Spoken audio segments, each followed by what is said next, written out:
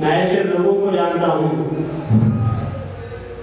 ہم بمنزلتی، وہ میرے وہاں کے، وہ میرے وہاں کے صحابہ پریشان ہو گئے، صحابہ پریشان ہو گئے، کیا یا رسول اللہ کیسے ہو سکتا ہے؟ یہ بھی حدیث سے الفاظ ہے، یا رسول اللہ یہ کیسے ہو سکتا ہے؟ انکا خاتم النبیین، آپ خاتم النبیین ہیں، ولیس بعدک نبی، اور آپ کے بعد کوئی نبی بھی نہیں ہے، پھر آپ یہ کیسے کہہ رہے ہیں؟ انی لاعرف قوما ہم بمنزلتی، میں ایسے لوگوں کو جانتا ہوں جو میرے مقام پر ہے، یہ میری منزلت پر ہے۔ تو رسول اللہ صلی اللہ علیہ وسلم کا جواب دیا، ہم لیسوا بانبیاء، وہ انبیاء نہیں ہے۔ تو جو سوال کیا گیا تھا اس کا جواب دے دیا گیا، وہ پیغمبر نہیں ہے، ولیکن یغبطہم الانبیاء، لیکن انبیاء بھی ان کے مقام پر رکھ کریں گے، بمنزلتہم عندی بقربہم عندی، ان کو میرے پاس ان کا جو قرب ہوگا اور ان کا جو مقام میرے پاس ہوگا، اس مقام کو دیکھ کر ان کو دیکھ کر ان کو دیکھ کر پیغمبر بھی رشک کریں گے۔ تو اگر کسی کے دل میں خیال پیدا ہوتا ہے کہ مہدوی کے عجیب لوگ ہیں کہ تعریف کرتے ہیں تو مہدی موعود کے اور مہدی موعود کے صحابہ کی بہت اونچے مقام پر پہنچا دیتے ہیں، تو ہرگز ہم کسی اونچے مقام پر پہنچانے والے ہم کون ہوتے ہیں؟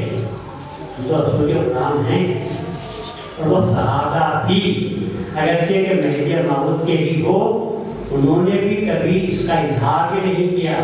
گویا رسول اللہ صلی اللہ علیہ وسلم نے جو بات فرمائی تھی اس کا میں آپ کے سامنے اظہار کر رہا ہوں۔ دیکھنے والے حضرت ابن عربی کی جو کتابیں ہیں فصوص الحکم، اس میں آپ جا کر دیکھیں تو آپ کو معلوم ہوگا کہ ابن عربی نے اپنی کتاب میں اس حدیث کا حوالہ دیا ہے۔ تو معلوم ہوتا ہے مگر لوگ کم سمجھ ہوتے ہیں، اس وجہ سے اعتراض کرتے ہیں۔ نبی ہونا اور ہے اور نبی کے مقام پر ہونا اور ہوتا ہے، نبی ہونا اور ہے اور نبی کے مقام پر ہونا یہ اور بات ہوتی ہے۔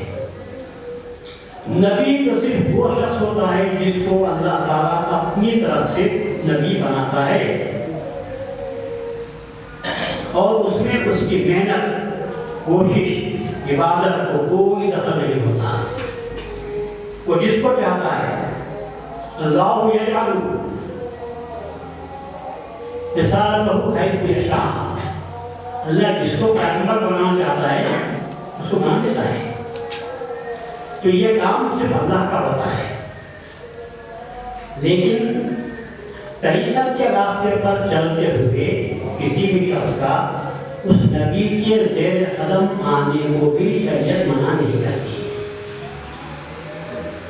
اور یہ اللہ محنت و مشقت کے بعد، اپنے آپ کو فنا کرنے کے بعد، رسول اللہ صلی اللہ علیہ وسلم کی کامل اتباع کرنے کے بعد اس مقام پر پہنچتے ہیں، وہ خود ہی پہنچایا جاتا ہے ان کو۔ تو اسی وقت رسول نے فرمایا کہ ان کا جو قرب ہے میرے پاس، ان کی جو منزلت ہے میرے پاس، وہ ایسی ہے کہ فرشتے سے رشک کرے۔ اس سے معلوم ہوتا ہے کہ حضرت مہدی موعود علیہ السلام کے صحابہ میں بھی، آپ کے خلفاء میں چند ہستیاں ایسی تھیں کہ جو رسول اللہ صلی اللہ علیہ وسلم کے خلفاء میں جو باتیں اللہ نے بیان کی، حضرت مہدی موعود علیہ السلام کے خلفاء میں بھی ان میں وہ باتیں پائی جاتی تھیں۔ وہ نگینے جو انگشت کریے ختم ولایت ہم کہتے ہیں، اس میں جو 5 نگینے تھے ان میں سے ایک نگینہ یہ ہوتا ہے۔ اس بات کہتے ہیں کہ لا یخافون لومۃ لائم، کسی ملامت کرنے والے کی ملامت سے نہیں ڈرنا، نہیں ڈرتے وہ۔ انسان کی فطرت میں یہ بات ہونی چاہیے کہ انسان تعریف اور خوشامد کرنے پر خوش نہیں ہونا چاہیے۔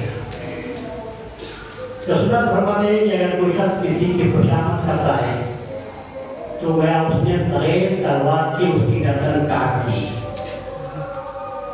اور جو اسے خوشامد کرتا ہے تو اگر اس کی زبان کو کاٹ دینا چاہیے، اس کی زبان کو کاٹ دینا چاہیے۔ وہ تعریف کر کر آپ کے نفس کو کھلا رہا ہے، وہ قابل نہیں ہے۔ مگر تعریف کریں گے تو وہ اپنے آپ کو سمجھے گا کہ میں بھی کچھ ہوں، I am something, nothing، کچھ بھی نہیں ہے۔ اگر کسی بھی آدمی کی آپ تعریف کر کے دیکھو تو کیا سمجھے گا، یہ بول رہے ہیں تو کچھ نہ کچھ میرے میں موجود ہے، اور یہ وہ چیز ہے جو انسان کو غارت کرنے والی ہوتی ہے۔ اسی وقت انسان کو اسے جواب دینا چاہیے، لا حول ولا قوۃ الا باللہ، یہ جو کچھ ملا ہے یہ میرے ہنر کی وجہ سے نہیں ملا، اگر ہے بھی یہ تو اللہ تعالیٰ نے دیا ہے۔ اسی وقت کہنا چاہیے میں تو کچھ بھی نہیں ہوں، اللہ کا ایک معمول سے بندہ ہوں، تو پھر اس کا جواب بھی ہو گیا۔ اور آپ کے دل میں وہ جو نفسانیت پیدا ہو سکتی تھی خوشامدی کی وجہ سے، وہ نفسانیت زہر باقی ہوتی ہے، ایمان کے لیے، بلکہ انسانیت کے لیے بھی وہ چیز زہر باقی ہوتی ہے کہ جائے کہ ہمیں وہ بات ہو۔ لوگوں کی عادت ہے کہ لوگ انسان کو بہت ہی بڑھا دیتے ہیں، اور آدمی سمجھتا ہے اتنے لوگ بول رہے ہیں تو کیوں بولتے ہوں گے، میرے میں کچھ نہ کچھ فن ہوگا، میرے میں کچھ ہنر ہے، یہ بھی تو اس طرح بولتے رہتے ہیں۔ تو نتیجہ یہ ہوتا ہے، ایک بات آپ نے سنو، جو مخلوق سے قریب ہوتا ہے وہ خدا سے دور ہوتا ہے، جو مخلوق سے قریب ہوتا ہے وہ خدا سے دور ہوتا ہے۔ اور چونکہ اللہ تعالیٰ رسول کو اپنے نزدیک رکھنا چاہتا تھا اور مخلوق سے قریب ہونے نہیں دیتا تھا، تو مخلوق کو لگا دیا رسول اللہ صلی اللہ علیہ وسلم کی شکایت کے لیے، رسول اللہ کی ملامت کے لیے۔ اور یہ اللہ کا رسول دن بھر کی ملامتوں کو سننے کے بعد جب گھر کو واپس آتے ہیں، ایک تو تبلیغ کرتے ہوئے تھک کر شروع ہو گئے، ہر گھر پر جا کر دستک دے کر کلمہ توحید کو پیش کر رہے ہیں، اور دستک سننے والا جب باہر آتا ہے تو الفاظ کیا کہتا ہے، صبح ہو گئی، پھر وہی بات، کل تو میں تم کو دھتکارا تھا، میرا بات نہیں آنا، پھر وہی بات، پھر وہی کہہ دینا، پھر ہمارے باوجود کو بڑا بولنے لگا کہ یہ کام نہیں آئے تھے میرے پاس، چلے آنے صبح ہوتے ہی منہ اٹھا کر کرتا رہتے ہوئے اور وہی بات سناتے رہتے ہی۔ اگر آپ سے کوئی یہ کام ایسے شروع کرے تو کیا آپ دوبارہ اس کے گھر پر جانے کے لیے تیار ہو جائیں گے؟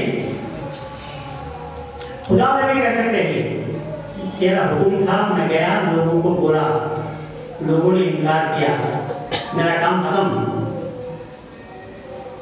میں کبھی رسول اللہ صلی اللہ علیہ وسلم نے کبھی یہ بات کہی؟ رسول اللہ صلی اللہ علیہ وسلم کہا وقت مکے کی منی گلیوں میں مسلسل 13 سال تشریف لے گئے۔ اللہ تعالیٰ ملامت کا عادی بنایا،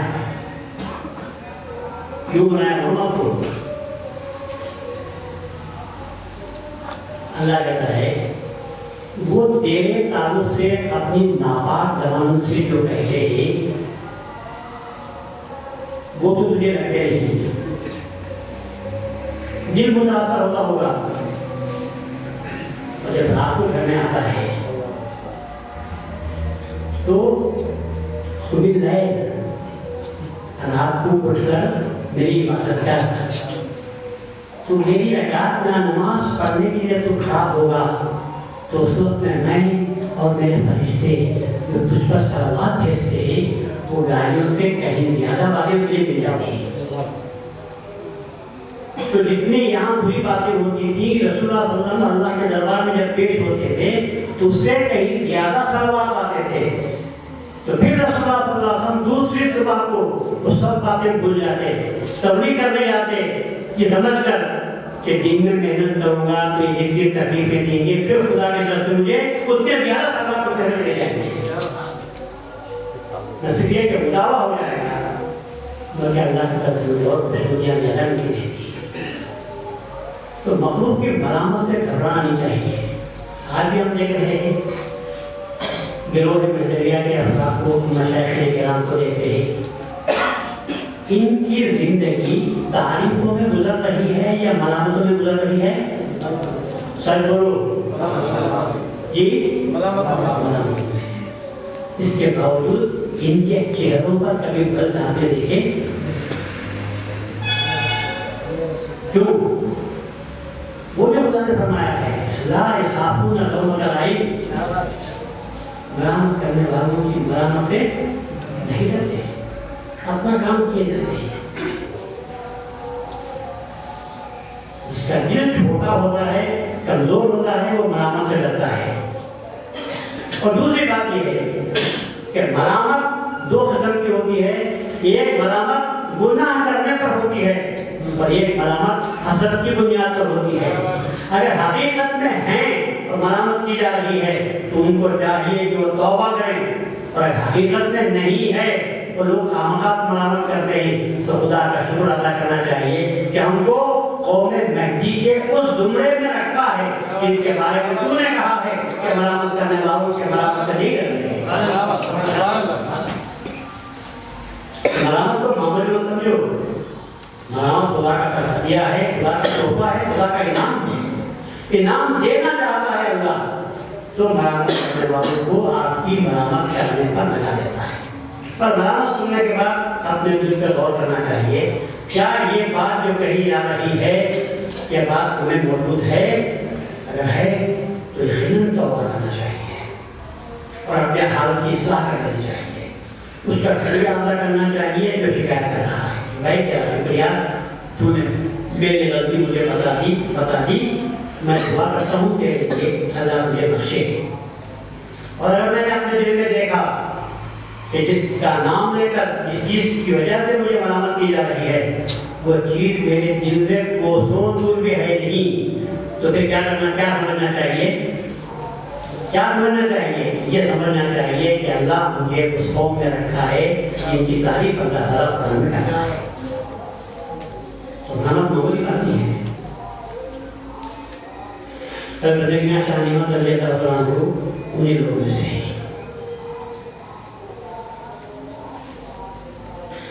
جا رہے تھے آپ, طبیعت میں بغاوت تھی, اس میں کوئی شک نہیں.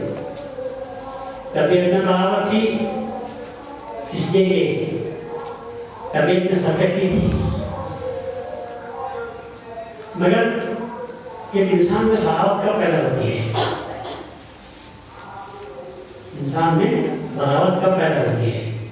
لوگ بغاوت کو دیکھتے ہی لیکن بغاوت کے سبب کو نہیں دیکھتے. بندگیاں شاہ نعمت رضی اللہ عنہ کے ساتھ بادشاہ وقت کی طرف سے ناانصافی ہوئی تھی. ان کے والد کا جو منصب بچے کو ملنا چاہیے تھا, بیٹے کو ملنا چاہیے تھا, بادشاہ نے وہ منصب نہیں دیا بلکہ اس کے چھوٹا منصب دینا چاہا. بندگی نے شاہ نعمت نے کہا کہ نہیں, مجھے دینا ہے تو میرے باپ کا منصب دو, میں بھی وہی کام کرتا ہوں جو میرے بابا کیا کرتے تھے. لیکن بادشاہ نے باپ کو کم منصب دیا, طبیعت نے اس کو انکار کر دیا اور کہا کہ نہیں, میں حق اگر تم نہیں دیتے تو میں حق چھین دوں گا, وہ حق میں تم سے چھین دوں گا. حق لینے کے لیے جو کوشش, جو کشمکش, جو جدوجہد کی جاتی ہے اسی کو لوگ بغاوت کے نام پہ یاد کرتے ہیں. شاہ نعمت رضی اللہ عنہ ابھی میرے ساتھ سے ملاقات ہوئی ہے, ہدایت کے موتی آپ کے دعوت میں نہیں آئے ہیں, بادشاہ کے دباؤ میں ماں کے ساتھ رہے، طبیعت پہ کھانا مانگتا تھا، بادشاہ نے آپ کے آنا ختم کیا، آنا نے سر ابھارا، پھر جب بادشاہ نے انکار کیا تو دربار سے باہر آ گئے، اسی وقت نے طے کر دیا اگر تم میرا حق نہیں دیتا میں خاموش بیٹھنے والوں میں نہیں ہوں، مجھے حق دینا آتا ہے، میں زبردستی تجھے حق دے دیا۔ یہ جذبہ لے کر اٹھے، جب آدمی ارادہ کرتا ہے تو سامان فراہم ہوتے ہیں، ایک جماعت کو فراہم کر لیا، اس کے بعد لوگوں کو حملے کرنے لگے تاکہ بات پہنچے بادشاہ کے پاس کہ اس آدمی کو تم نے حق نہیں دیا ہے، وہ آدمی اب اپنا حق لینے کے لیے آپ سے انتقام لینے کے لیے وہ آگے بڑھ رہا ہے۔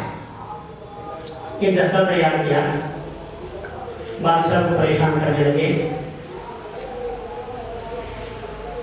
بادشاہ برابر اطلاعات میں رہی، دور دور ہوتے ہوتے ہمت بڑھ گئی تو بادشاہ کے محل کے جو خاص آدمی تھا اس کے نوجوان اکلوتے بچے کو آپ نے قتل کر دیا۔ اب بادشاہ نے سوچا کہ میرے قریب تک بات آ گئی ہے تو شاید اب میرے پر بھی حملہ ہو جائے گا، سختی ہوئی، احکام جاری ہو گئے، جہاں کہیں بھی اسے زندہ روزہ پکڑ لو، یہ ہمارے لوگوں کے لیے خطرہ بن چکا ہے۔ چاروں طرف سے فوجی دستے چاروں طرف پھیل گئے، حضرت تعاقب کرنے لگے، طبیعت میں تحول، شجاعت جوامندی تھی، آپ ڈرے نہیں، آپ نے سر پر گھوڑے دوڑائے اور بادشاہ کے بینچ سے باہر جانے کی آپ نے کوشش کی، سرکاری ہٹانے بھی آپ کی فوج پہ آپ کے پیچھے دکھا دی، لیکن خدا جب ہدایت دیتا ہے تو ہدایت دینے کا وقت کیا ہے انسان کو معلوم نہیں ہوتا۔ اس وقت بروں کو بھی برا مت کہو، بروں کو بھی برا مت کہو، کیوں؟ پتہ نہیں کب اسے اللہ تعالیٰ ہدایت دے دے، اور پتہ نہیں کب تم کو ہدایت کے راستے سے ہٹا دے۔ برائی سے نفرت کرو، برے لوگوں سے نفرت نہ کرو، یہ ہے پیغام اسلام کا۔ جو برائی ہے وہ بری چیز ہے، اور برا آدمی تو ہماری محبت کا مستحق ہے کیونکہ وہ دوزخ میں جانے والا ہے۔